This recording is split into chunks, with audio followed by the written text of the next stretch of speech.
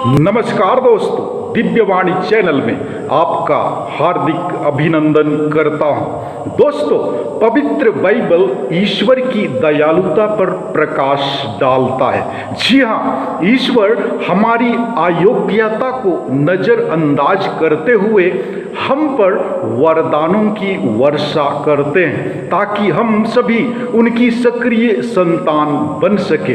पर कभी कभी ये वरदान हमारे लिए फलदायी नहीं होती क्योंकि हम अपने आप को इसके लिए तैयार नहीं करते या फिर इन्हें समझने की कोशिश नहीं करते हैं।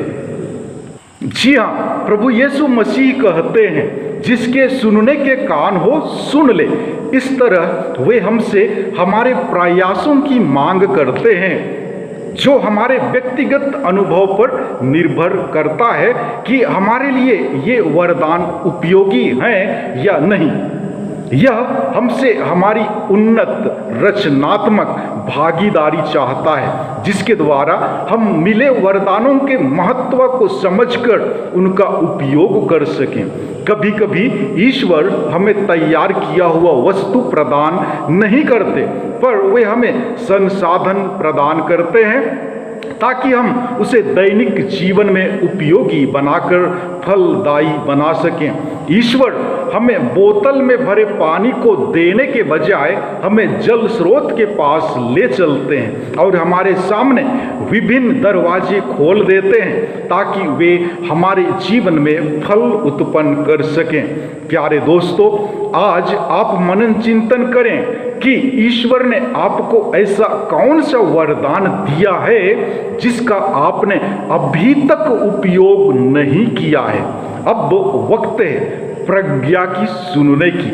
आज का वचन सूक्ति ग्रंथ अध्याय 30 से है। वचन कहता है, मत्स्यवासी याके के पुत्र आगूर की सूक्तियां उस मनुष्य ने इतियल और उकल से यह कहा, मैं मनुष्यों में से सबसे अधिक मूर्ख हूँ, मुझ में मनुष्य जैसी समझ नहीं, मैंने प्रजा प्राप्त नहीं की, मुझे सर्वोच्च प्रभु का ज्ञान नहीं।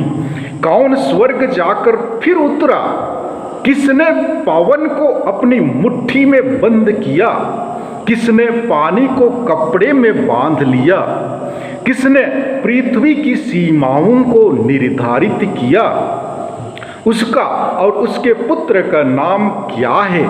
यदि तुम जानते हो तो मुझे बताओ। ईश्वर की प्रत्येक प्रतिज्ञा विश्वसनीय है। ईश्वर अपने शरणार्थियों की ढाल है। उसके वचनों में अपनी और ये कुछ मत जोड़ो, क्योंकि ऐसा ना हो कि वह तुमको डांटे और झूठा प्रमाणित करे। मैं तुझसे 2 वरदान मांगता हूँ, उन्हें मेरे जीवन काल में ही प्रदान कर। मुझसे कपट और झूठ को दूर कर दे।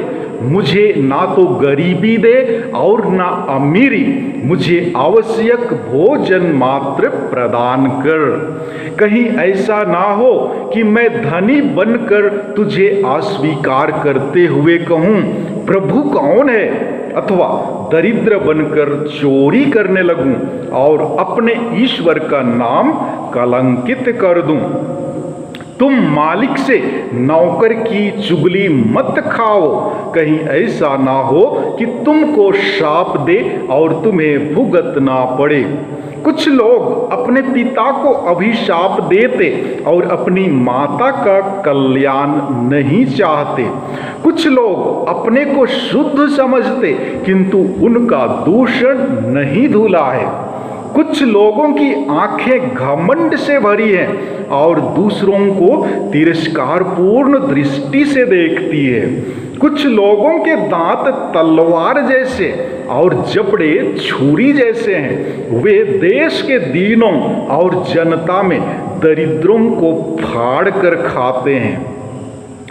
जोंक की 2 बेटियां हैं, वे दे दो चिल्लाती हैं। 3 चीजें कभी तृप्त नहीं होती, 4 कभी बस नहीं कहती।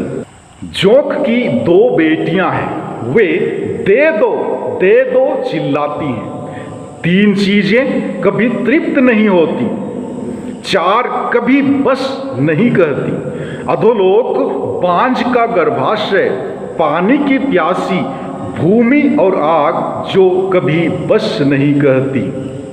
जो आंख पिता की हंसी उड़ाती और माता की आज्ञा का पालन नहीं करती, उसे घाटी के कौवे फोड़ेंगे, उसे गरुड़ के बच्चे खाएंगे। 3 बातें मेरी बुद्धि से परे हैं, 4 समझ में नहीं आती।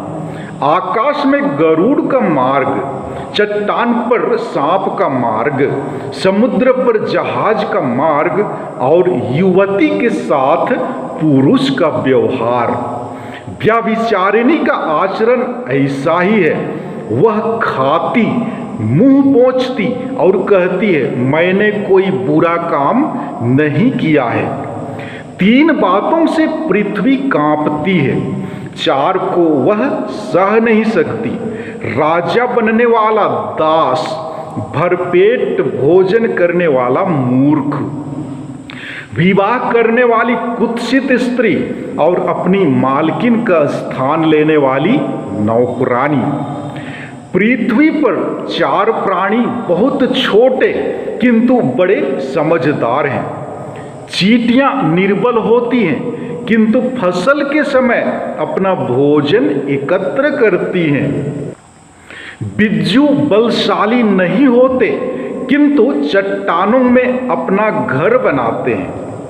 टिड्डियों का कोई राजा नहीं होता किंतु वे पंक्तिबद्ध होकर चलती हैं। छिपकली हाथ से उठाई जा सकती है किंतु वह राजाओं के महलों में पाई जाती है। 3 प्राणियों की चाल मनोहर है और 4 की ठवन आकर्षक। सिंह जानवरों में सबसे शूरवीर, जो किसी को पीठ नहीं दिखाता। इठिलाता हुआ मुर्गा, बकरा और अपनी सेना के आगे आगे चलने वाला राजा। यदि तुमने घमंड के कारण मूर्खतापूर्ण कार्य किया या बुरी योजना बनाई है तो चुप रहो, क्योंकि दूध मथने से मलाई बनती, नाक पर प्रहार करने से रक्त बहता और क्रोध करने से झगड़ा पैदा होता है। दोस्तों, ये थे प्रज्ञा की बातें। यदि प्रज्ञा की ये बातें आपके हृदय को बेधती है तो कृपया इन वचनों को अपने जीवन में सदैव याद रखें। समय है आपसे विदा लेने का, लेकिन विदा लेने से पहले आपसे आग्रह है कि आप रोज प्रज्ञा की बातें सुन रहे हैं लेकिन आपने अभी तक मेरा चैनल सब्सक्राइब नहीं किया है। यदि आप सब्सक्राइब करेंगे तो आपके फोन में कोई खराबी तो नहीं होने वाला, फिर भी आप नहीं करते हैं। दोस्तों, कल फिर मिलेंगे, तब तक के लिए जोहार। ईश्वर आपको आशीर्वाद प्रदान करे। धन्यवाद।